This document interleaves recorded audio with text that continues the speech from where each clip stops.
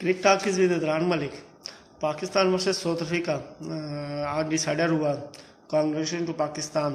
तकरीबन 8 साल बाद पाकिस्तान ये series one day series South Africa में कामयाब हुआ जीतने में। अच्छी सीरीज़ जीती 2-1 से पाकिस्तान ने। लास्ट टाइम जो सीरीज़ जीती थी उस वक्त के कप्तान और आज के कोच मिसबाह उल हक थे। बहरहाल उस वक्त जो साउथ अफ्रीका थी एक मजबूत साइड थी। पाकिस्तान ने आउटसाइड चांस लेते हुए सीरीज़ जीती थी। और आज जो सीरीज़ पाकिस्तान हारता तो मुझे शायद ज़्यादा दुख होता, क्योंकि वो साइड नहीं थी। बेशक आज जो 5 प्लेयर गए भी हैं उनके होते हुए पाकिस्तान मैच हारता या सीरीज़ हारता तो ज़्यादा दुख होता। खैर ये तो एक पर्सनल व्यूज़ हैं। जीत हार मैटर करती है, किससे जीते हैं या किससे हारे हैं डजेंट मैटर। वंस अगेन मुबारकबाद पाकिस्तान क्रिकेट टीम को, क्रिकेट बोर्ड को, ख़ास तौर पर coach Misbah ul Haq, Waqar Younis and Mohammad Wasim chief selector. इनको थोड़ा रिलीफ मिलेगा। इनके लिए ज़्यादा ज़रूरत थी जीत पाकिस्तान के लिए, क्योंकि इन पे मीडिया की तलवारें लटकी हुई थी। मीडिया तो आज ही चाहता है किसी ना किसी तरह से इनमें से एक तो कुर्बानी का बकरा बने जाए, जान छोड़े। मीडिया को मिसाला चाहिए और वो मिसाला तैयार होता रहता है वक्तन फ़वक्तन। बात करते हैं मैच पे आज के, फिर सीरीज़ पे बात करते हैं। पाकिस्तान साउथ अफ्रीका ने टॉस जीता, बैटिंग की दावा दी पाकिस्तान को। गलती की, मैंने लास्ट मैच में भी कहा था पाकिस्तान को पहले बैटिंग करना चाहिए, और यही सिचुएशन साउथ अफ्रीका के लिए भी थी। एक तो वो 7 चेंजेस करके 5 तो उन्हें करनी थी, क्योंकि इंडिया के लिए कुछ उनके प्लेयर्स चले गए। 5 प्लेयर्स जो प्लेइंग 11 का हिस्सा थे वो हो गए, तो वो तो 5 बनते थे। लेकिन ये 2 एक्स्ट्रा चेंजेस समझ से बाहर आते हैं। ख़ासतौर पर वैन डुसन जो कि 183 रन कर चुके थे 2 मैचों में, सरदर्द थे पाकिस्तान के लिए, उसको बाहर बिठाना समझ से बाहर था। और शमशी को उन्होंने लास्ट मैच की वजह से शायद रेस्ट कराया, और महाराज अच्छा खिलाया, गलत नहीं खिलाया। स्मर्ट्स की जगह शमशी खिला सकते थे, लेकिन स्मर्ट्स भी ठीक था, लेकिन उसको यूज़ ठीक नहीं किया। दूसरा जब बस मैच स्टार्ट हुआ तो इन्होंने एडम मैकरम से स्टार्ट लिया, उसने अच्छी अटैकिंग बॉलिंग की। वहाँ इनके कैप्टन से गलती हुई। ये तो आजकल कैप्टन्स का मसला है। बाहर जो पेपर लेके आते हैं, जो मैनेजमेंट पेपर हाथ में थमाती है, वो उसी को अप्लाई करने चल पड़ते हैं, कैप्टनसी नहीं करते। कोई कैप्टनसी स्किल्स ख़त्म होती जा रही हैं। 2 ओवर किए एडम मैकरम ने, 4 या 5 रन दिए, तो उसको कैरी करना चाहिए था। बुमा को एडम मैकरम से 3-4 ओवर कराने थे, और एक ओवर कराते, दूसरा कराते, क्योंकि फ़खर जमान उसको बिल्कुल ही नहीं खेल पा रहे थे। गेंद ग्रिप भी हो रहा था और बड़ी लाइन पे पड़ रहा था एडम मैकरम को, उसने पकड़ा हुआ था दोनों बैट्समैनों को हमारे। ख़ासतौर पे फ़खर उस पर बिल्कुल ही अपना हाथ नहीं चला सका। यहाँ गलती की उसने, उसको चाहिए था उससे 2 ओवर और करना था कम अज़ कम, ताकि वो उसको पकड़ता, प्रेशर बिल्ड होता। कम अज़ कम वो दूसरे बॉलर्स पर अटैक करते, एडम मैकरम पे ना ही करते, दूसरे बॉलर पे करते। यहाँ थोड़ी टेक्निकल गलती हुई है। ये स्टीवा कहाँ से लाए, हंसी क्रोनी, इमरान खान कहाँ से लाए, वसीम अकरम, क्रिकेट माइंड नहीं है। जो बाहर से मैनेजमेंट पर्चा पकड़ा के देती है वहाँ वो आके अप्लाई करने शुरू कर देते हैं। ऑन द ग्राउंड सिचुएशन को रीड नहीं करते। या तो बाहर से पैगाम आता है तो शायद कर देते हैं, अदरवाइज नहीं। कोई क्रिकेट माइंड नहीं आ रहा, शार्प माइंड जो कि सिचुएशन को रीड करे। हालांकि अर्ली मैच था, फंसा हुआ था फ़खर जमान एडम मैकरम के हाथों, उसको लगाना चाहिए था। और मुझे यकीन है वो विकेट ले भी लेता। विकेट नहीं लेता तो 3-4 ओवर और उसको निकाल लेता, 3-4 रन पे। जैसे वो 2 ओवरों में 3 या 4 रन दिए थे शायद।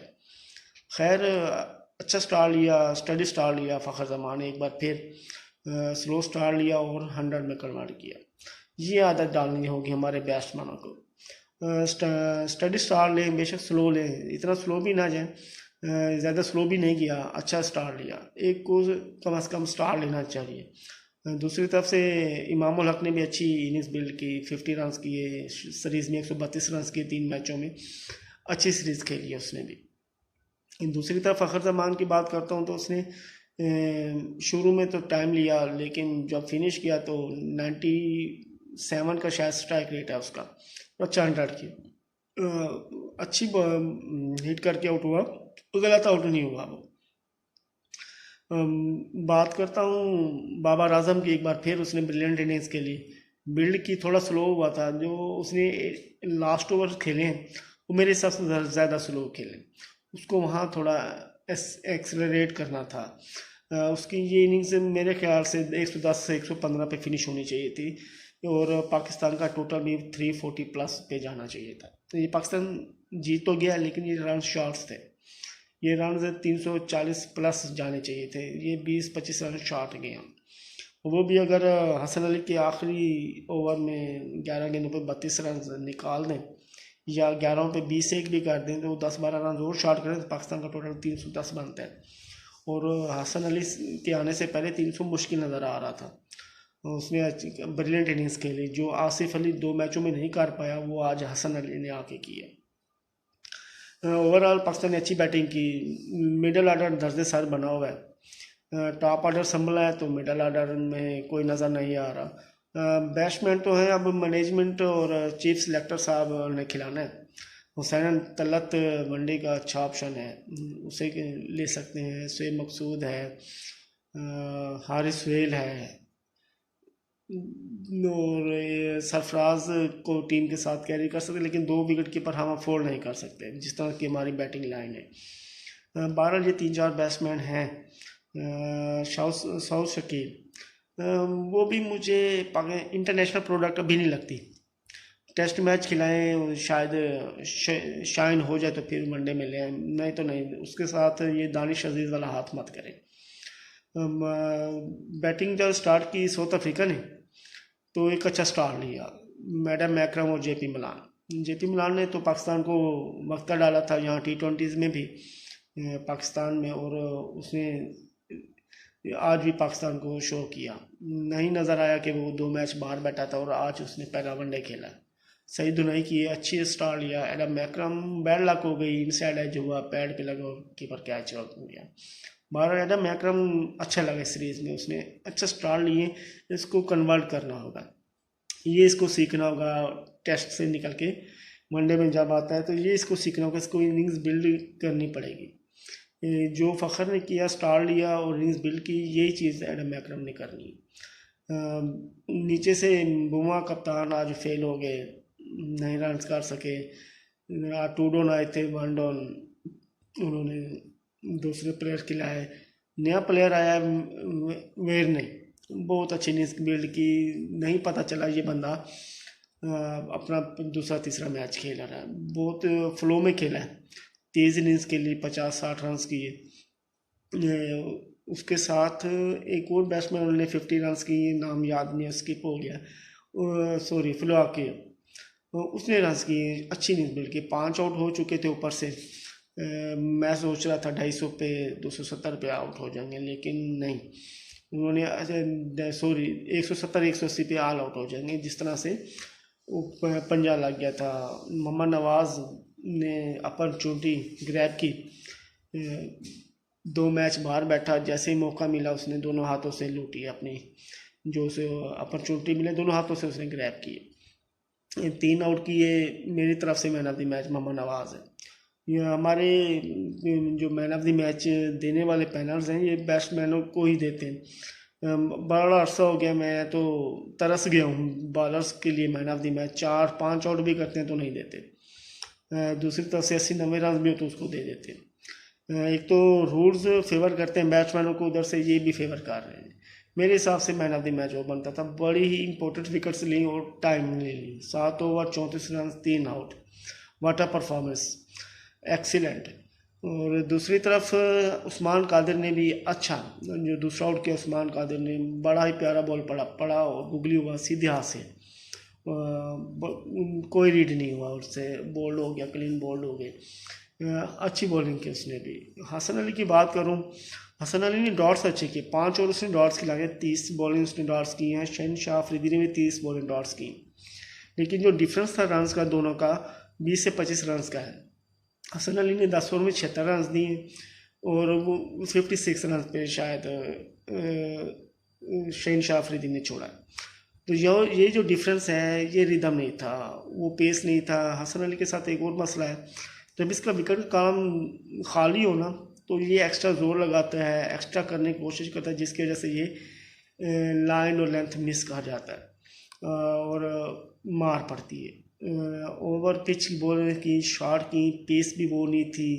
ये थोड़ा मुझे इसके रिदम में मसला आया, रन अप इसका वो पूरा नहीं लगा मुझे। ऑल्दो इसने आखिर में 2 विकेटें ली हैं, लेकिन वो मज़ा नहीं आया जो हसन अली का होता है, जो टेस्ट सीरीज़ में हमने देखा था, T20 में देखा था एक मैच जो उसने खेला, वो रिदम था। लेकिन फिर वो रिदम नहीं नज़र आया वनडे में। पहला वनडे था आफ्टर इंजरी। खैर ओवरऑल अच्छी बैटिंग तो अच्छी की कि बॉलिंग नहीं, वो मज़ा नहीं था। आगे जिम्बाब्वे जाएंगे तो शायद रिदम में आ जाएगा। दूसरी बात करता चलूँ हारिस रऊफ की।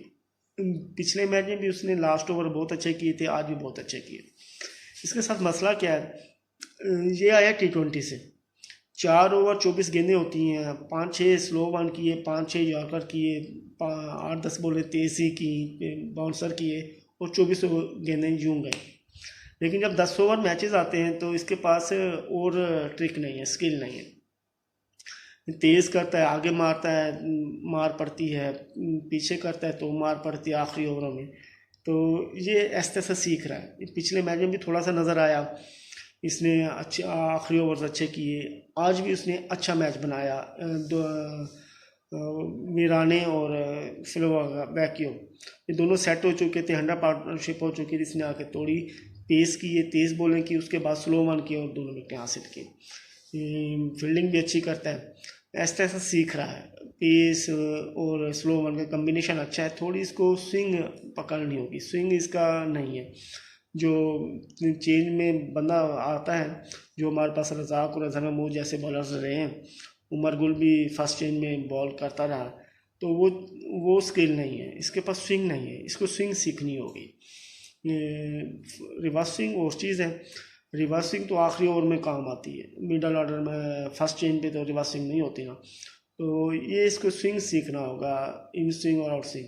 और दूसरा इसमें छोटा सा मसला है, ये जब ये रिदम में होता है, इसकी बॉल लाइन पे पड़ी होती है, चौथी तीसरी स्टंप से लेकर मिडल पे ये फिनिश करता है।